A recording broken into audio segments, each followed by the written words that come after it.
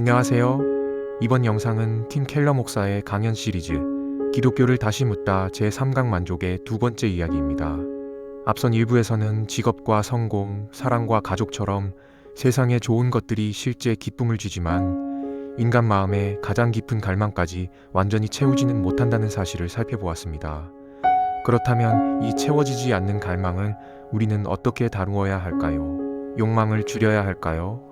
아니면 원하는 것을 더 강하게 쫓아야 할까요? 이번 2부의 제목은 욕망을 죽이지 않고 사랑을 바로 세우는 길입니다. 1부에서 소개한 사회심리학자 조너선 하이트는 행복 가설에서 만족의 실패 앞에 놓인 인간에게 역사적으로 두 가지 대표적인 길이 제시되었다고 설명합니다. 하나는 고대의 길입니다. 세상 안에는 인간을 완전히 만족시킬 것이 없으므로 욕망을 줄이고 마음을 세상의 것들로부터 떼어내야 한다는 길입니다. 다른 하나는 현대의 길입니다. 행복은 세상 안에 있으므로 자신이 원하는 것을 발견하고 누구의 방해도 받지 않은 채 끝까지 추구해야 한다는 길입니다. 고대의 길은 욕망을 줄이라고 말합니다. 현대의 길은 욕망을 성취하라고 말합니다. 켈러 목사는 먼저 고대 그리스의 스토아 철학자 에픽테토스를 소개합니다. 에픽테토스는 사랑하는 자녀에게 입을 맞출 때에도 그 아이가 내일 죽을 수 있음을 마음속으로 되새기라고 가르쳤습니다. 세상의 모든 것은 사라질 수 있으므로 친절하게 대하되 마음을 지나치게 묵지는 말라는 것입니다. 상실을 피할 수 없다면 애착을 줄여 상실의 충격도 줄여야 한다는 길입니다. 켈러 목사는 이를 쓰러질 나무에 둥지를 틀지 않는 것에 비유합니다. 숲의 모든 나무가 언젠가 쓰러진다면 어느 나무에도 마음의 집을 짓지 말라는 것입니다. 켈러 목사는 불교의 한 측면도 이 고대의 길과 연결해 설명합니다. 세상의 것이 인간을 완전히 만족시킬 수 있다는 생각은 환상이며 그 환상과 집착이 고통을 낳는다는 설명입니다. 켈러 목사가 소개하는 비유에서 세상은 이슬과 같습니다. 잠시 서로 떨어져 있는 듯 보이는 이슬방울들은 결국 바다로 돌아갑니다. 독립된 개인으로 존재하며 무언가를 소유하고 붙잡을 수 있다는 생각을 넘어 욕망과 개인적 애착으로부터 벗어나야 한다는 것입니다. 여기서 켈러 목사가 설명하는 것은 불교의 모든 전통이 아니라 욕망과 개인적 애착을 넘어 초연에 이르려는 한 측면입니다. 현대의 길은 정반대의 대답을 내놓습니다. 행복은 분명 세상 안에 있습니다. 문제는 아직 내가 진정으로 원하는 것을 발견하지 못했거나 그것을 얻을 만큼 용기 있게 살지 못했다는 데 있습니다. 그러므로 자신이 원하는 것을 스스로 결정해야 합니다. 다른 사람과 전통, 사회적 기대가 그 추구를 막지 못하게 해야 합니다. 현대의 길은 말합니다. 자신의 열정을 발견하고 그것을 끝까지 쫓으라고. 그러나 원하는 것을 어느 정도 얻었는데도 만족이 오지 않으면 어떻게 될까요? 켈러 목사는 현대인이 보이는 첫 번째 반응을 끊임없는 초조함이라고 설명합니다. 좋은 직업과 관계를 얻었는데도 행복하지 않다면 자신이 가진 것이 아직 충분히 좋지 않다고 생각합니다. 더 나은 직업과 더 많은 돈, 더 좋은 몸이 필요하다고 여깁니다. 때로는 더 나은 배우자와 환경을 찾아야 한다고 생각합니다. 직업이나 관계를 실제로 바꾸어야 할 때도 있습니다. 그러나 만족하지 못하는 이유를 언제나 대상의 부족으로만 설명하면 삶은 끝없는 교체와 추구가 됩니다. 더 많이 얻기 위해 계속 달리지만 그 달리기 자체가 사람을 지치게 합니다. 두 번째 반응은 분노입니다. 이 사람은 자신이 불행한 이유를 사회와 제도, 다른 집단의 탓으로 돌립니다. 어떤 사회 구조가 자신을 억압하고 원하는 삶을 살지 못하게 막고 있다고 생각합니다. 세상에는 실제로 불이한 제도와 억압적인 구조가 존재합니다. 정의와 자유를 추구하며 잘못된 현실을 바꾸는 일은 중요합니다. 그러나 켈러 목사가 지적하는 것은 사회적 자유와 정의를 얻는 것만으로 인간 마음의 모든 공허가 해결되지는 않는다는 사실입니다.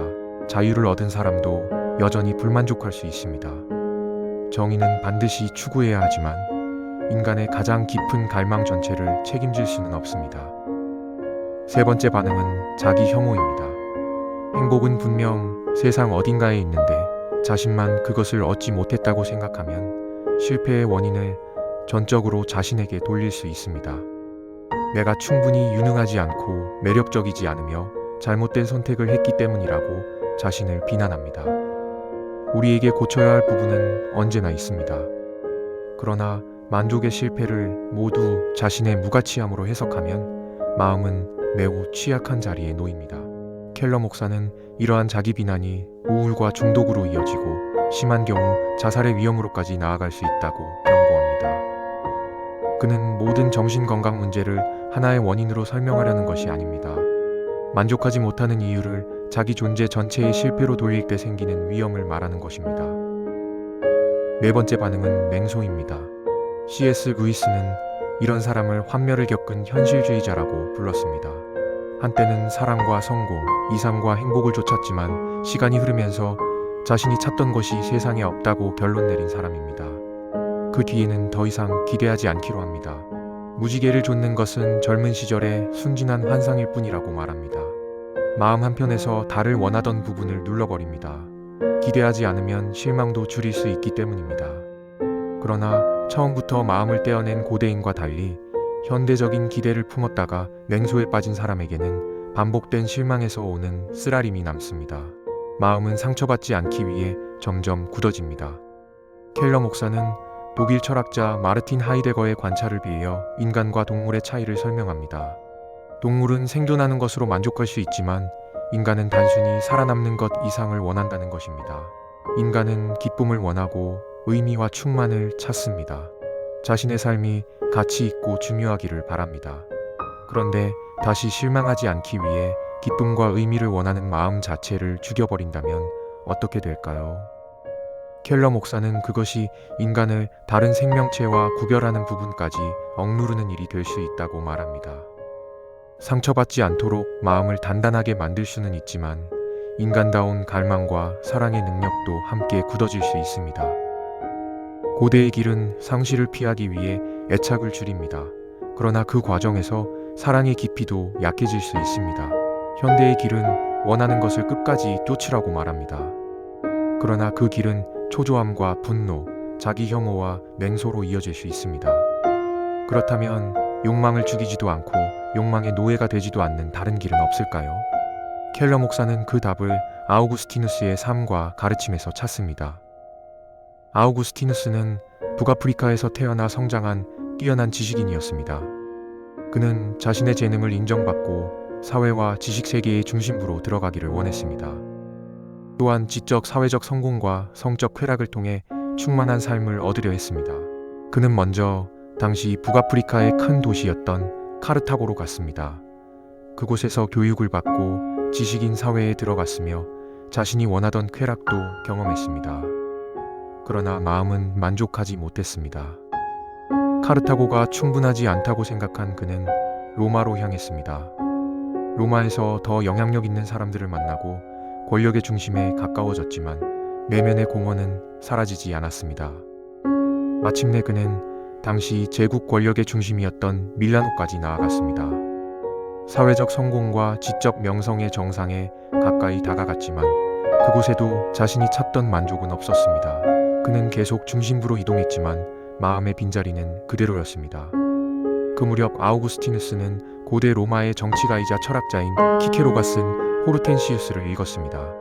이 책은 오늘날 온전한 형태로 전해지지 않습니다. 우리가 책의 내용을 어느 정도 알 수 있는 것도 아우구스티누스가 자신의 글에서 언급했기 때문입니다. 호르텐시우스는 성적 쾌락과 가족, 사회적 성공과 지적 성취도 인간에게 최종적인 행복을 줄 수 없다고 말했습니다. 그러므로 눈앞의 성공만 쫓지 말고 진리와 지혜를 찾으라고 권했습니다. 이 책을 계기로 아우구스티누스는 철학적 진리를 더 깊이 찾기 시작했고 그 탐구는 결국 그를 기독교 신앙으로 이끌었습니다. 아우구스티누스는 자신의 오랜 잘못이 무엇이었는지를 깨닫게 됩니다. 그는 이렇게 돌아봅니다. 자신은 기쁨과 숭고함을 하나님 안에서 찾지 않고 피조물과 자기 자신, 다른 사람들 안에서 찾았다는 것입니다. 그리고 하나님께 더 유명한 고백을 드립니다. 주께서 우리를 주를 위하여 지으셨으므로 우리의 마음은 주 안에서 안식하기까지 쉼이 없습니다. 아우구스티누스가 발견한 것은 고대와 현대의 길 모두와 달랐습니다. 인간의 가장 깊은 갈망은 단지 제거해야 할 환상이 아닙니다. 실제로 그 갈망을 만족시킬 대상이 존재합니다. 그러나 현대인이 생각하듯 그 대상을 세상 안에서 찾을 수는 없습니다. 인간의 가장 깊은 필요는 자신을 지으신 하나님을 사랑하고 하나님의 사랑을 받는 것입니다. 마음의 가장 깊은 자리는 하나님과의 관계를 위해 만들어졌습니다. 켈러 목사는 이를 중독의 구조에 비유합니다. 어떤 물질에 중독되기 시작하면 처음에는 강한 만족을 얻습니다. 그러나 같은 만족을 얻기 위해 점점 더 많은 양이 필요해집니다. 처음에 효과가 사라지면 더 많이 원하게 되고 결국 그것에 지배받으면서도 내면은 더 공허해집니다. 아우구스티누스가 본 것은 무엇이든 하나님보다 더 사랑할 때 비슷한 나선이 시작될 수 있다는 사실입니다. 직업이나 사랑, 가족이 나쁘기 때문이 아닙니다. 그것들에게 나의 존재 가치를 완전히 보장하고 모든 불안과 공허함을 없애달라고 요구할 때 문제가 생깁니다. 좋은 것이 하나님만이 하실 수 있는 역할을 맡으면 그것은 우리를 자유롭게 하기보다 점점 더 지배하게 됩니다. 그렇다면 해결은 자녀와 직업, 배우자와 세상을 덜 사랑하는 것일까요? 아우구스티누스의 대답은 그렇지 않습니다. 자녀를 덜 사랑하는 것이 아니라 하나님을 더 사랑해야 합니다. 직업과 배우자에게서 마음을 떼어내는 것이 아니라 하나님의 사랑 안에서 먼저 안식해야 합니다. 그러면 세상의 좋은 것들에게 하나님만이 하실 수 있는 일을 요구하지 않게 됩니다. 직업이 나의 존재 가치를 완전히 증명해야 한다고 요구하지 않습니다. 가족이 나의 모든 불안과 공허함을 없애주어야 한다고 기대하지 않습니다. 기독교의 길은 사랑을 없애는 길이 아닙니다. 하나님을 가장 사랑함으로써 다른 모든 것을 더 자유롭고 바르게 사랑하는 길입니다. 켈러 목사는 자신의 아내 캐시를 예로 들어 이 점을 설명합니다. 만일 그가 하나님보다 아내를 더 사랑한다면 오히려 아내를 제대로 사랑하지 못하게 된다고 말합니다. 아내에게 자신을 끊임없이 인정하고 안심시켜 달라고 요구하기 때문입니다. 아내가 자신을 비판하거나 기대를 채워주지 못하면 자신의 존재 전체가 흔들릴 수 있습니다. 배우자에게 하나님만이 주실 수 있는 안정과 사랑을 요구하면 그 사랑은 배우자를 자유롭게 하기보다 짓누르게 됩니다. 반대로 하나님의 사랑 안에서 먼저 안식할 때 배우자의 인정에 덜 매달리고 그 사람을 더 자유롭게 사랑할 수 있습니다. 하나님을 더 사랑하는 것이 배우자를 덜 사랑하는 것이 아니라 더 잘 사랑하게 하는 것입니다. 켈러 목사는 다시 C.S. 루이스의 논증으로 돌아갑니다. 오리 새끼는 물에서 헤엄치려는 본능을 가지고 태어납니다. 그리고 실제로 물이 존재합니다. 아기는 젖을 빨고자 하는 본능을 가지고 태어납니다. 그리고 그 욕구를 채울 젖이 존재합니다. 그렇다면 이 세상이 채우지 못하는 깊은 갈망이 인간 안에 있다는 사실은 무엇을 뜻할까요? 루이스는 그것이 인간이 이 세상만을 위해 만들어진 존재가 아닐 가능성을 가리킨다고 말합니다. 켈러 목사는 이것을 기독교가 인간의 실제 경험과 맞닿아 있음을 보여주는 합리적이며 실존적인 논증으로 소개합니다. 켈러 목사는 이제 기독교적 만족이 실제로 작동하는 방식을 세 가지로 정리합니다. 첫째, 행복해지기 위한 수단으로 하나님을 찾을 수는 없습니다. 하나님을 사랑하면 행복해질 수 있다는 말을 듣고 행복해지기 위해 하나님을 사랑하려 한다면 그것은 하나님을 사랑하는 것이 아니라 이용하는 것입니다. 누군가 나를 좋아한다고 말하면서 실제로는 내가 좋은 직업을 얻도록 돕고 유익한 사람들을 소개해 줄 수 있기 때문에 다가온다면 그것은 우정이 아닙니다. 그 사람은 나를 사랑하는 것이 아니라 자신의 목적을 위한 도구로 사용하는 것입니다. 하나님도 마찬가지입니다.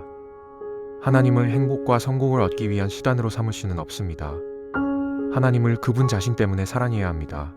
그때 행복은 직접 움켜진 결과가 아니라 사랑의 질서가 바로 세워지면서 따라오는 열매가 됩니다. C.S. 루이스의 표현처럼 하늘을 목표로 하면 땅이 더해지지만 땅만 목표로 하면 둘 다 얻지 못합니다. 둘째, 하나님을 향한 사랑은 추상적인 명령만으로 생기지 않습니다. 하나님이 예수 그리스도 안에서 우리를 위해 행하신 일을 볼 때 그 사랑이 일어납니다. 보이지 않는 하나님을 사랑해야 한다는 이론을 이해하는 것만으로는 마음에 사랑이 생기지 않습니다. 기독교는 하나님이 멀리 계신 추상적인 존재로 머무르지 않으셨다고 말합니다. 하나님은 예수 그리스도 안에서 인간이 되셨고 우리를 구원하기 위해 헤아릴 수 없는 값을 치르셨습니다. 켈러 목사는 이 복음의 구조를 보여주기 위해 한 이야기를 소개합니다. 그 자신도 출처를 확인하지 못했다고 밝힌 예화입니다. 옛 러시아의 한 차르에게 죽음을 앞둔 친구가 있었습니다. 친구는 어린 아들을 맡아 길러달라고 부탁했고 차르는 그 아이를 양자로 삼아 사랑으로 키웠습니다. 아들은 좋은 교육을 받고 장교가 되어 군대의 행정 책임자가 되었습니다. 그러나 도박에 빠진 그는 빚을 갚기 위해 군대의 자금을 빼돌리기 시작했습니다. 빚은 계속 커졌고 마침내 모든 잘못이 드러날 수밖에 없는 순간이 왔습니다. 수치와 처벌을 견딜 수 없다고 생각한 그는 스스로 목숨을 끊으려 했지만 술에 취해 잠들고 말았습니다. 그날 밤 차르는 평민으로 변장하여 군대를 살피다가 아들의 천막에 들어왔습니다. 그는 펼쳐진 장부와 총을 보고 무슨 일이 일어났는지 모두 알았습니다. 다음 날 아들이 깨어났을 때 장부 위에는 차르의 서명과 인장이 남아 있었습니다. 그 빚 전체를 자신의 재산으로 갚겠다는 약속이었습니다. 아들은 차르가 자신의 모든 잘못을 보았다는 것을 알았습니다. 그러나 동시에 그 모든 것을 알고도 자신을 버리지 않았으며 자신의 명예와 재산을 들여 빚을 감당하려 한다는 사실도 알게 되었습니다. 켈러 목사는 이것이 복음의 구조를 보여준다고 말합니다. 하나님은 우리를 지으셨고 우리는 하나님께 모든 것을 빚지고 있습니다. 그러나 우리는 하나님에게서 돌아섰습니다. 그런데도 하나님은 예수 그리스도 안에서 우리와 같은 사람이 되어 오셨고 우리 마음의 모든 것을 보신 뒤 십자가에서 우리의 빚을 담당하셨습니다. 우리가 하나님께 얼마나 귀한 존재인지 십자가가 보여줍니다. 우리가 하나님께 귀하다는 사실과 하나님이 우리를 위해 치르신 값을 볼 때 하나님도 우리에게 귀한 분이 되기 시작합니다. 복음은 사랑을 억지로 만들어내라고 명령하는데 그치지 않습니다. 먼저 주어진 하나님의 사랑을 보여줌으로써 우리 안에 하나님을 향한 사랑을 일으킵니다. 셋째, 이 땅에서 경험하는 하나님의 사랑은 언제나 부분적이지만 충분합니다. 하나님의 사랑을 안다고 해서 지금 이 삶에서 마음의 모든 갈망이 완전히 충족되는 것은 아닙니다. 강렬한 기쁨이 찾아오는 순간들이 있지만 그것은 오래 지속되지 않을 수 있습니다. 그러나 그 사랑을 향한 소망과 이미 경험한 사랑과 그 사랑을 맛본 기억이 우리를 지탱합니다. 완전한 만족은 아직 오지 않았습니다. 그러나 부분적으로 경험하는 하나님의 사랑은 지금의 삶을 붙들기에 충분합니다. 켈러 목사는 기독교가 제시하는 이 만족의 길이 인간의 실제 경험과 필요를 다른 세계관보다 더 잘 설명한다고 주장합니다. 기독교는 욕망을 죽이라고 말하지 않습니다. 세상의 것으로 욕망을 완전히 채울 수 있다고도 말하지 않습니다.